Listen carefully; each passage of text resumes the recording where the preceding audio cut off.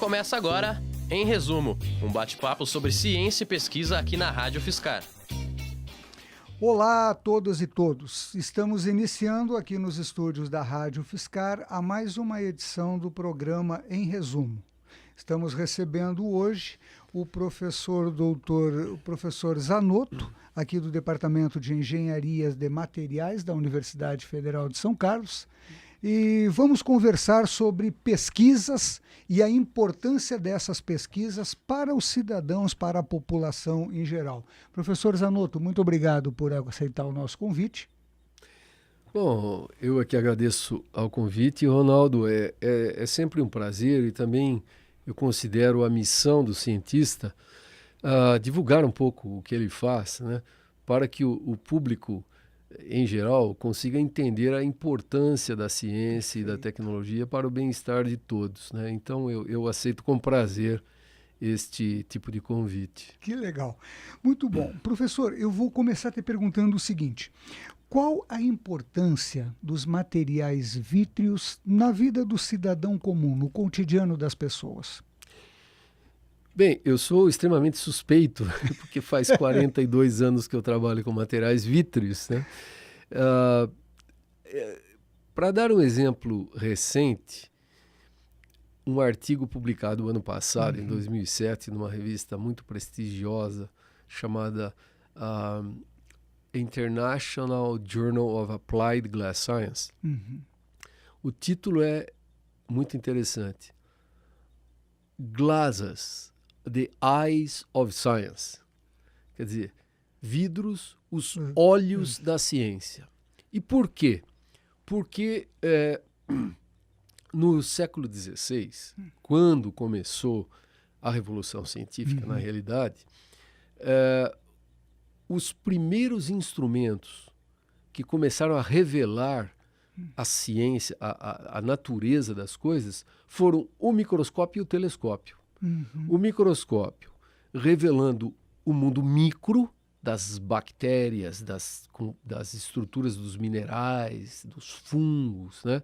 E os telescópios mostrando o macro dos planetas, das galáxias, etc. E tanto o microscópio como o telescópio, o coração deles é o vidro, são as lentes de vidro. Perfeito. Né? Então, The Eyes of Science. E aí começa, né? Aí começa. Então, veja no nosso cotidiano. Ok, tem as lentes dos óculos, as janelas, as garrafas, etc., as lâmpadas, né? Mas tem coisas muito, muito mais sofisticadas que as pessoas não percebem. Não é isso? Então, por exemplo, tem as fibras ópticas, através dos quais nós temos aí todas as telecomunicações, a internet, né? Eu vi uma palestra de um dos inventores da fibra óptica, também o ano passado, em 2017, num evento no Havaí. Ele mostra que daria para ir e voltar 4 vezes até a Lua, se nós juntarmos toda a quilometragem de cabos ópticos que tem nesse planeta. 4 idas e volta até a Lua. Né? São milhões e milhões de quilômetros de fibras ópticas. As pessoas não percebem. Elas são invisíveis aí por baixo da terra, suboceânicas, etc., nos telhados, ninguém vê. Mas muito da informação de alta qualidade hoje, né, incluindo a internet, né, que é a maior revolução do século, a internet, sim, né, com certeza, é devido às fibras ópticas. Né? Mas nós temos também outros tipos, nós temos os biovidros. Né? Nós temos vidros que podem ser implantados no corpo humano, nós temos vidros de alta resistência mecânica, resistência balística, por exemplo, que protegem automóveis. Nós temos os vidros temperados quimicamente, como esses chamados Gorilla Glass, dos telefones celulares, né? Esses vidrinhos aqui de poucos, menos que 1 milímetro de espessura, com a resistência mecânica de um aço, né? Então tem vários tipos de vidros de altíssima tecnologia que o grande público e até os cientistas de outras áreas não percebem. Então, um vidro é um material extremamente importante. Há, inclusive, artigos que chamam essa da The Glass Age. Né? Nós tivemos a idade da pedra, a idade do bronze, a idade do ferro. Agora é The Glass Age, a idade do vidro. A idade do vidro, perfeito. Que interessante, tia.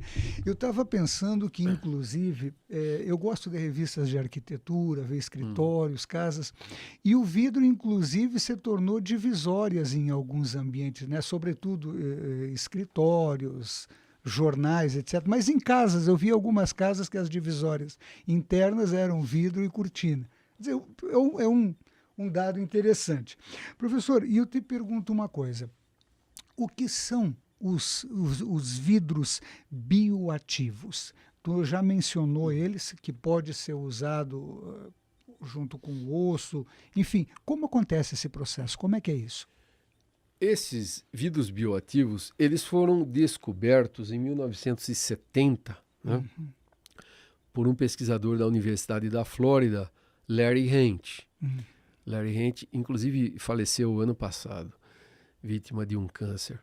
Mas o Larry teve esse insight de descobrir vidros que, quando implantados no corpo humano, eles reagem com o plasma sanguíneo, ou com a saliva, se for na boca, ou com o suor, se for na pele, enfim, eles reagem com algum líquido do corpo humano e formam uma camada de um mineral chamado hidroxicarbonato apatita. É um fosfato de cálcio que é um dos componentes dos ossos e dentes.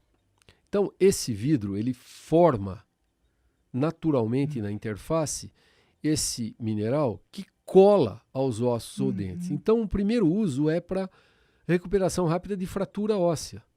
Se você tem uma fratura óssea, e às vezes a fratura é tão grave que ela não se regenera sozinha, coloca um pouco desse material aí, na forma de pó, por exemplo, e ele cola o osso. É como se estivesse atuando como uma cola normal, só que é uma cola inteligente. Ela forma células ósseas, osteoblastos. Ela induz a formação de células ósseas e dessa parte mineral do osso, que é hidroxicarbonato apatita. Então serve para tratar fraturas ósseas, recuperar massa óssea. Por exemplo, quando a pessoa extrai um dente e fica um buraco tremendo, você pode preencher a cavidade com isso aí, para tratar a sensibilidade dentinária. Pode ser usado também para tratar doenças de pele, úlceras na pele, por exemplo, né? E pequenos ossículos podem ser feitos com eles na forma monolítica, na forma de fibras, na forma de grânulos, na forma de pó, na forma de scaffolds, que são estruturas altamente porosas por onde as células ósseas entram. Então, é uma área imensa. É nova, foi fundada em 1970, mas no último congresso, ano passado, que teve em Toronto, no Canadá, tinha 4.000 pessoas. Congresso só sobre biomateriais. Né? Vai haver um agora em Foz do Iguaçu, que nós estamos coorganizando em junho, Congresso Internacional de Cerâmicas. Tem 2 eventos sobre biomateriais. Perfeito. São materiais fantásticos. Tem biovidros e biocerâmicas e biovitrocerâmicas. São 3 classes, né, perfeito, de materiais bioativos. Professor, e eu vou te perguntar o seguinte, agora indo para a tua carreira pessoal, tá? Tu foste agraciado com o prêmio Almirante Álvaro Alberto em reconhecimento ao teu trabalho, não é? Eu te pergunto o seguinte, além de você, há outros pesquisadores que trabalham com vidros no Brasil. A pergunta é, qual a posição do Brasil hoje nas pesquisas com vidros? Sobretudo me interessou bastante essa questão dos bioativos, não é? Qual é a nossa posição em relação a outros países? Bom, no Brasil, há poucos pesquisadores ainda nessa área. Eu estimo que pesquisadores ativos que ainda estão tocando as suas pesquisas deve ter por volta de 100 a 120. É claro que tem um número maior de alunos, mas esses alunos a gente nunca sabe o futuro. Eles podem se formar e trabalhar num banco, ou trabalhar em outra coisa, ou trabalhar numa fábrica de cimentos ou de papel. Mas pesquisadores, digamos, com vínculo empregatício e trabalhando principalmente com vidros, porque as pessoas às vezes trabalham com vários materiais. Mas vamos dizer, aqueles que participam dos congressos de vidros, que publicam pelo menos 1 ou 2 artigos por ano sobre vidros. Tem uns 120. Interessante notar que desses 100, 120, 1/3 deles foram formados aqui. Aqui na UFSCar. Aqui no nosso grupo, aqui no Laboratório de Materiais Vítricos da UFSCar. Quer dizer, 1/3 de todos os pesquisadores ativos nessa área no Brasil são formados aqui. Bom, agora voltando à sua pergunta. 100 a 120 pesquisadores é pouco. Sim, sim. Na China deve ter 1.000 dessa ordem. Nos Estados Unidos tem 200, 300, 400. Entende? Então, é pouca a nossa contribuição em termos numéricos. Nós produzimos aproximadamente 2,5% dos artigos publicados anualmente nessa área de materiais vítricos. Perfeito. Do mundo, 2,5%. Essa é a nossa contribuição. Por outro lado, nós temos liderança mundial em certas áreas. Né? Nessa área, por exemplo, de biovidros, nós somos líderes, porque nós começamos com o professor Larry Hench, o inventor dos biovidros, esteve aqui em São Carlos umas 3 vezes, né? Há muitos anos atrás, co-orientou uma tese de doutorado do Oscar Paitio, que hoje é professor aqui na UFSCar também, mas o Hench co-orientou comigo, e nós publicamos juntos e patenteamos juntos. Então nós temos um nível de reconhecimento mundial nessa área. Tem uma outra área, que também é a área principal minha de trabalho, que é cristalização de vidros, porque os vidros são materiais com uma estrutura desorganizada. Estrutura atômica e molecular é desorganizada. Por outro lado, a gente pode aquecer os vidros controladamente, em certas temperaturas, por certo tempo e tal, e cristalizá-los, quer dizer, alterar a estrutura de forma a organizá-la. E isso leva a propriedades ópticas, elétricas, mecânicas, de bioatividade, químicas e magnéticas, etc., muito interessantes. Essa é outra classe de materiais chamada vitrocerâmicos. Você começa com um vidro, dá um tratamento térmico e eles se cristalizam. Não são mais vidros, são vitrocerâmicos, policristalinos.